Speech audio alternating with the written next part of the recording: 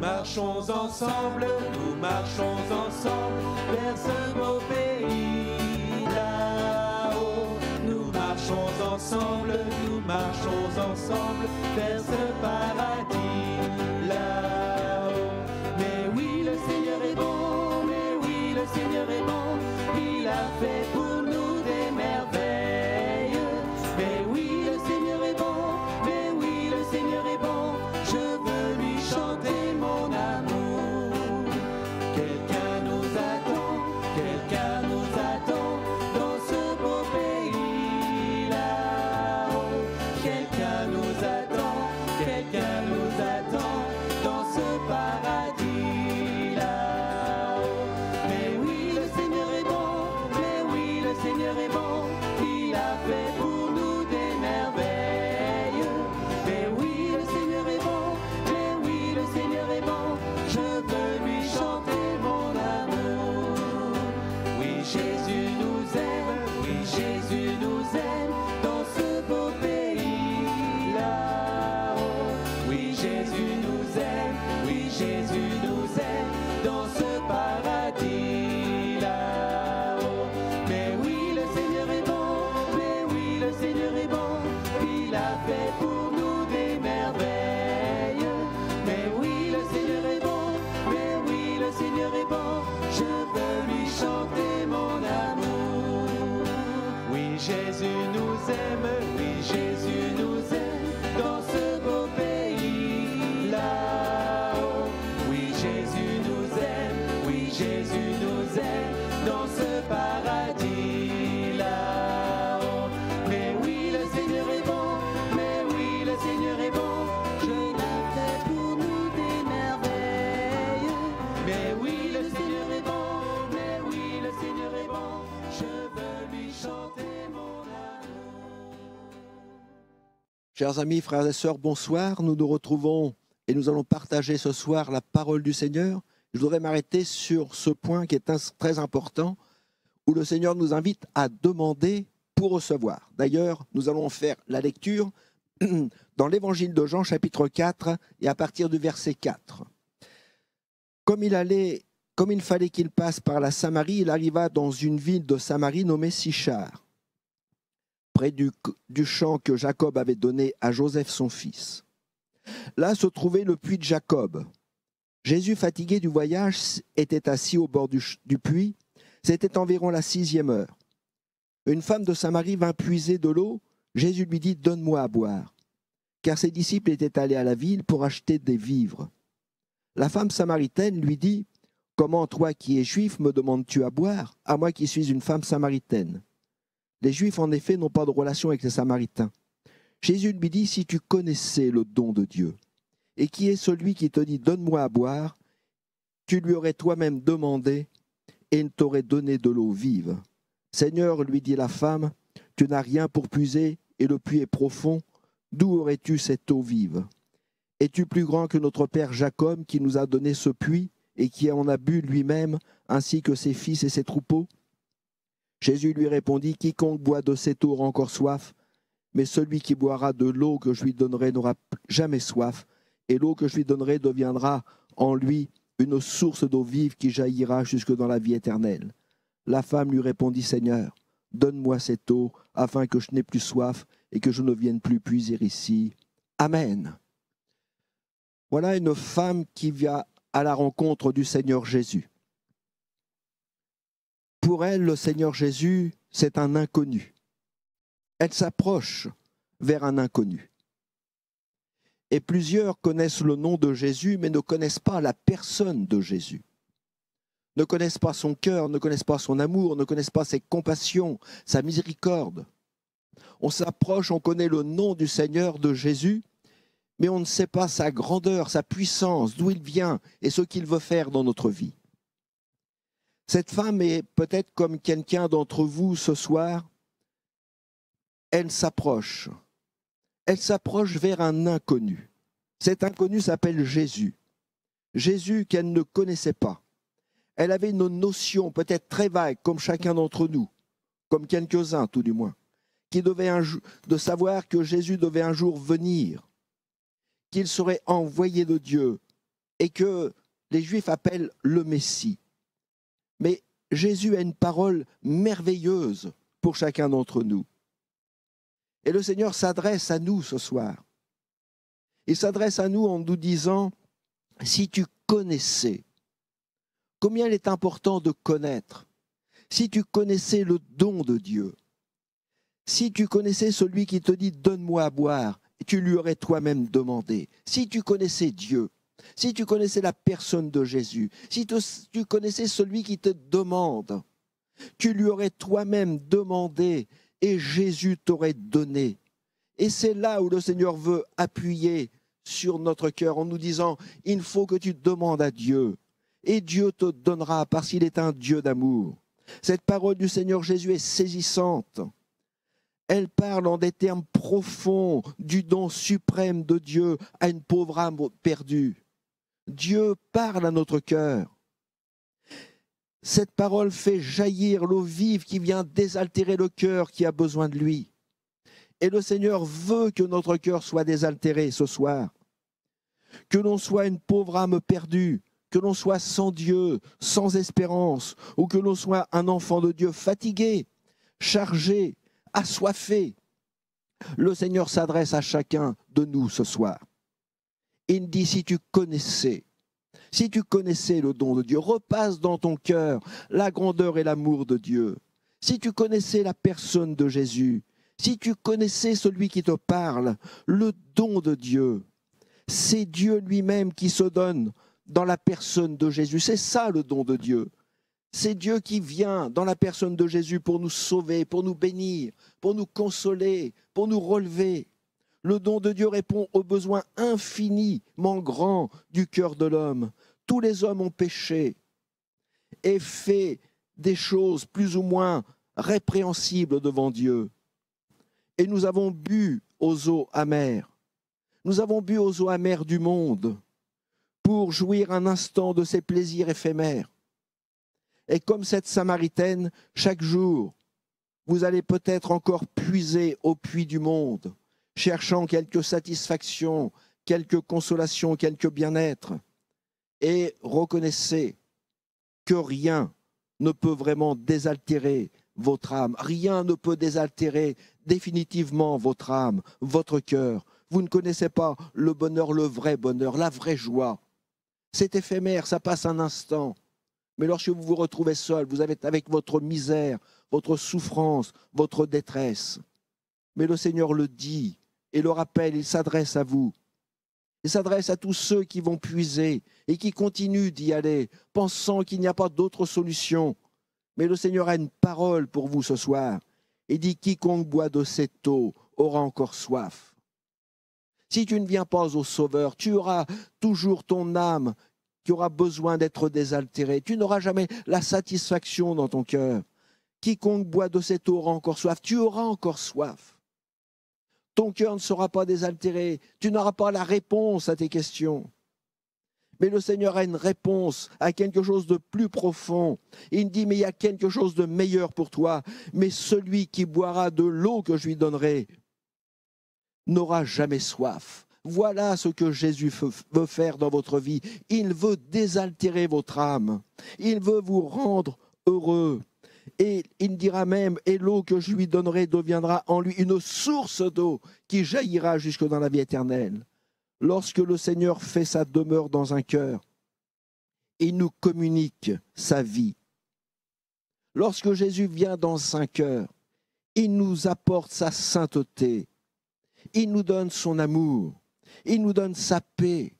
Et il nous accorde sa joie, la vraie joie, son parfait bonheur.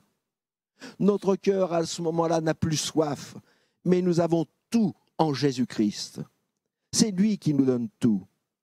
Dans le psaume 107 au verset 9, il est dit « Car il a satisfait l'âme altérée, il a comblé de bien l'âme affamée. » Ça, c'est Jésus qui le fait.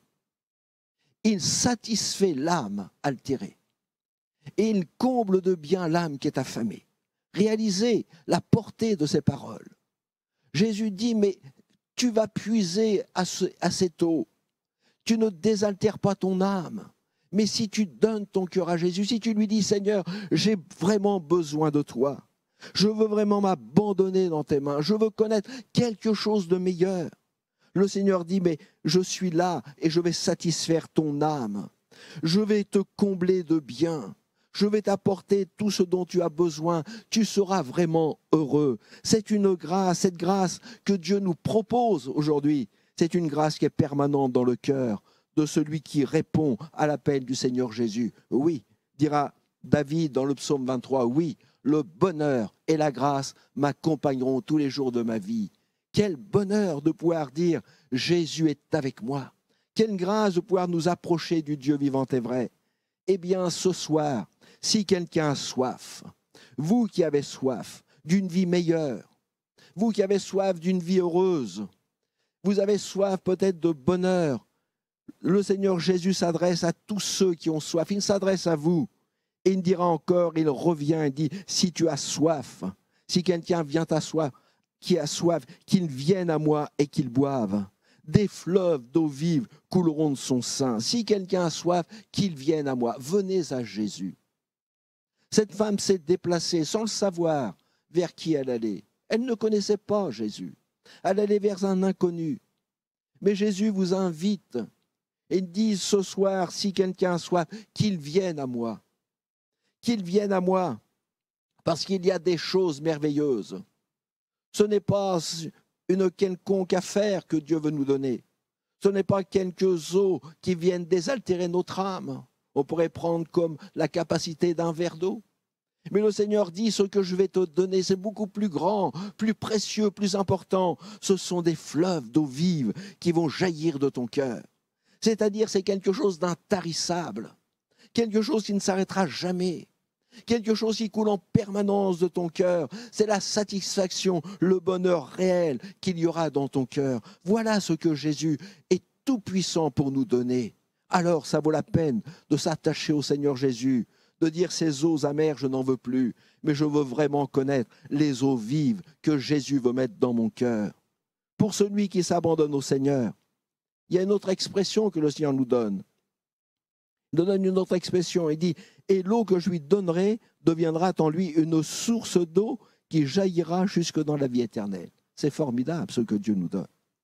C'est une eau, c'est un bonheur qui nous satisfait pendant tous les jours de notre vie, mais cette grâce et ce bonheur ne s'arrêtent pas bien après notre vie sur cette terre, lorsque nous serons dans l'éternité, lorsque le Seigneur reprendra notre âme et nous dit cela.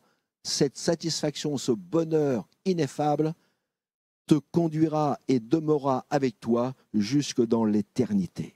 C'est une source intarissable que Jésus nous propose. C'est une source intarissable de toute grâce que Jésus nous offre. Il nous promet, il nous offre cette source. Cette eau vive abonde dans les bons et dans les mauvais jours. C'est cela que le Seigneur veut nous donner.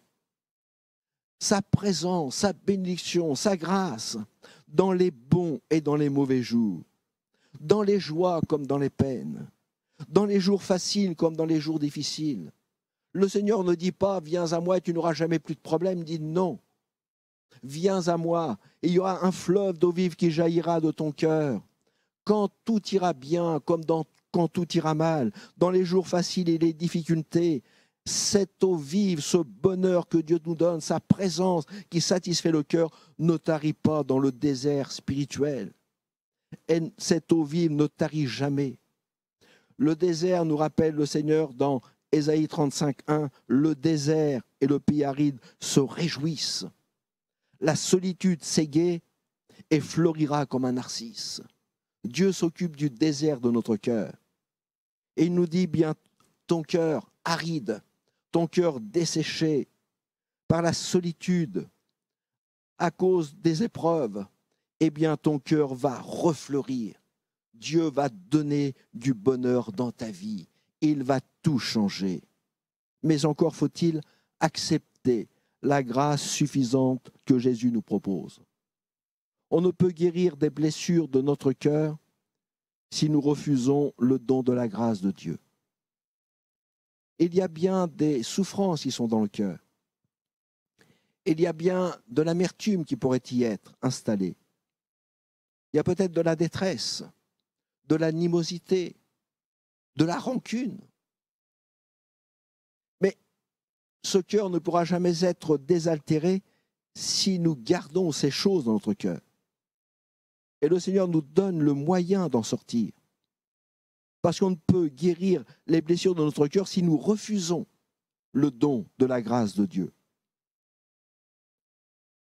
L'Écriture nous rappelle, c'est le psalmiste qui dira « Au jour de ma détresse, au jour de ma détresse, je cherche le Seigneur.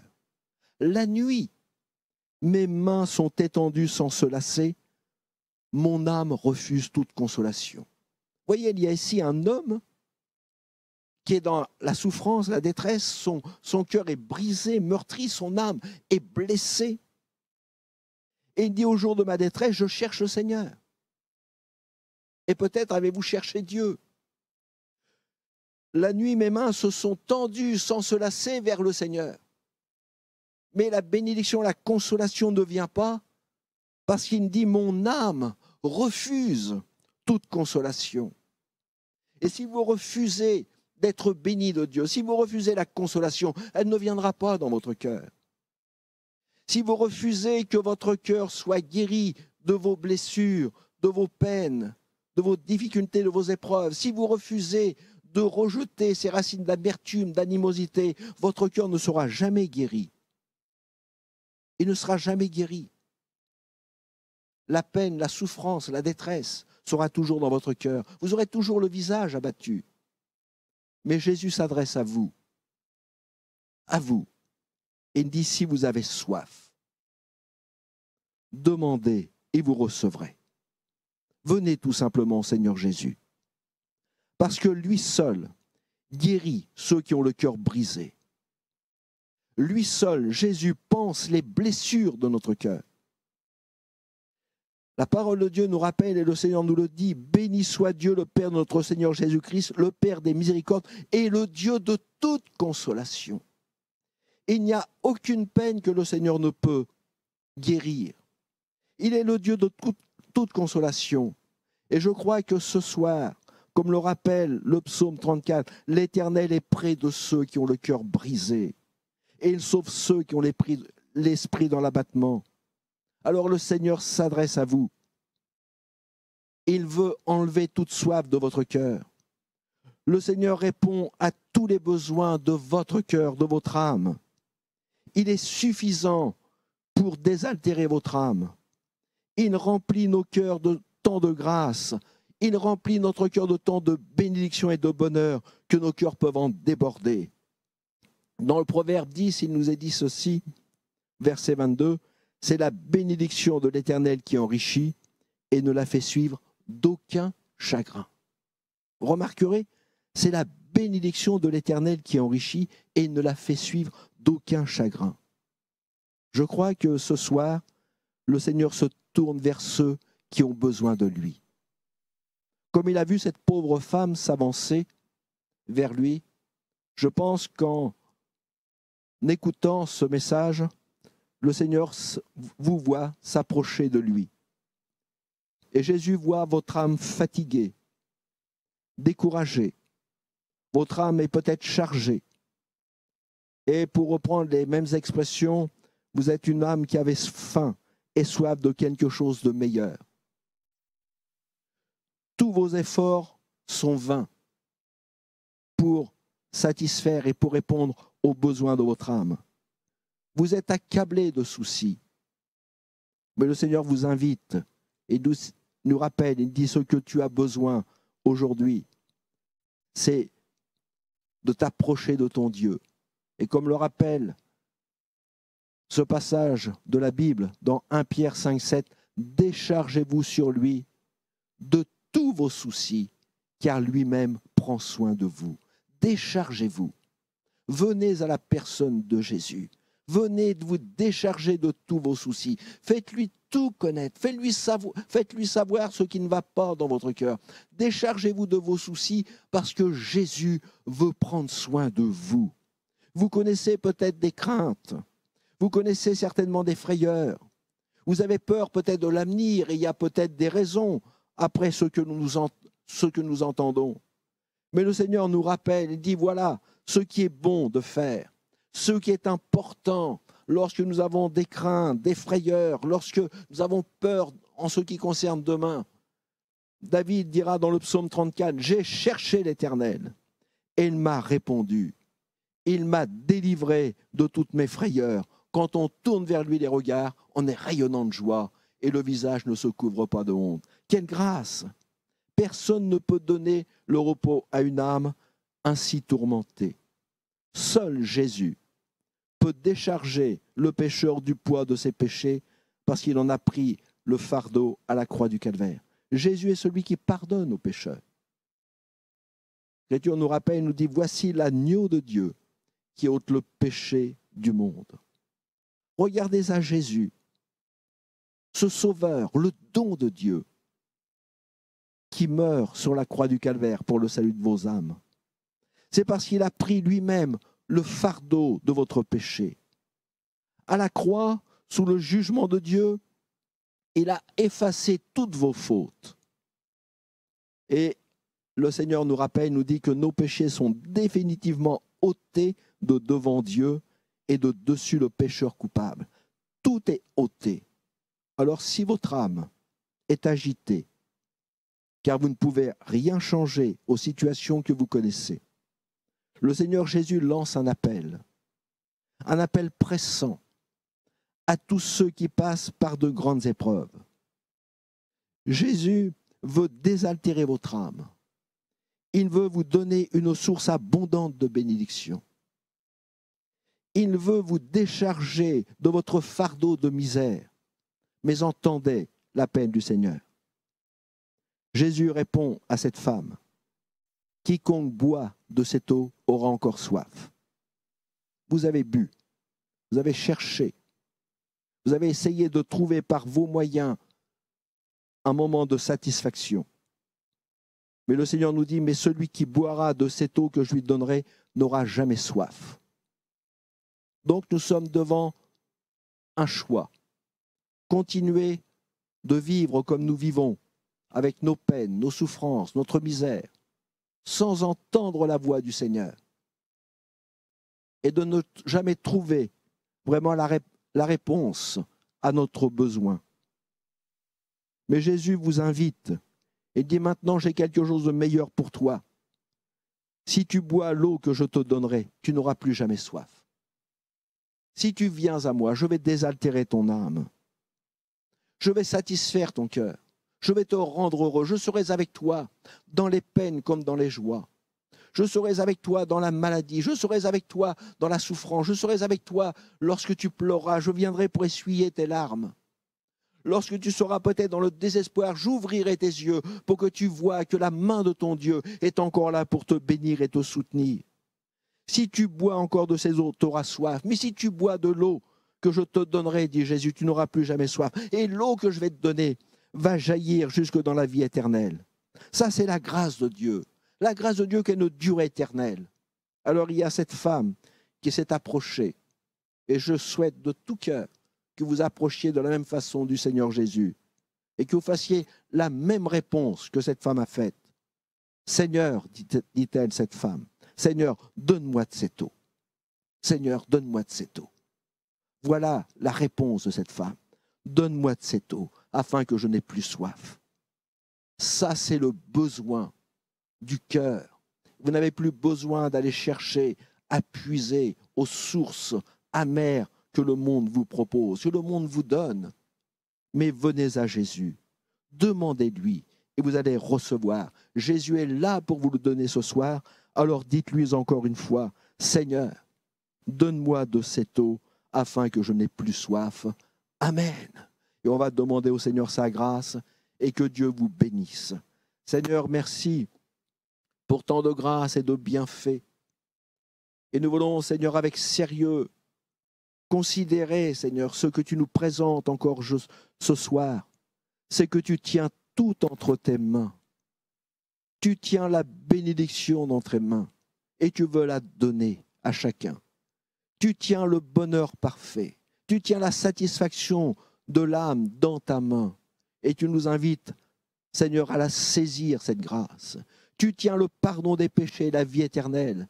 Et tu veux que chacun puisse te dire, Seigneur, oui, donne-moi de cette eau vive, afin que je n'ai plus soif. Viens désaltérer mon âme, viens m'apporter le salut, viens consoler mon cœur, viens donner la joie, la satisfaction dans mon âme. Seigneur, je te prie de faire grâce et de bénir celui qui s'approche de toi. Amen.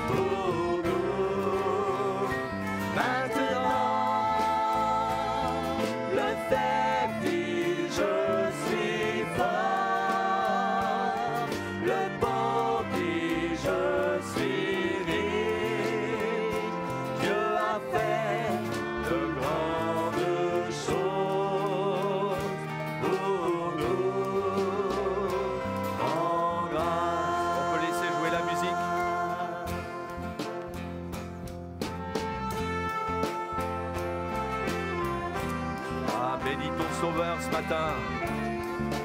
Adore-le de tout ton cœur. Rends-lui grâce. Il a donné ce qu'il a de plus précieux, son Fils unique. Oui, dis-lui combien tu l'aimes.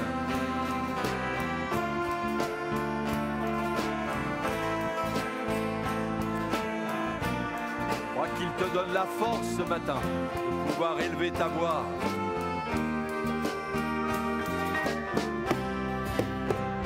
Maintenant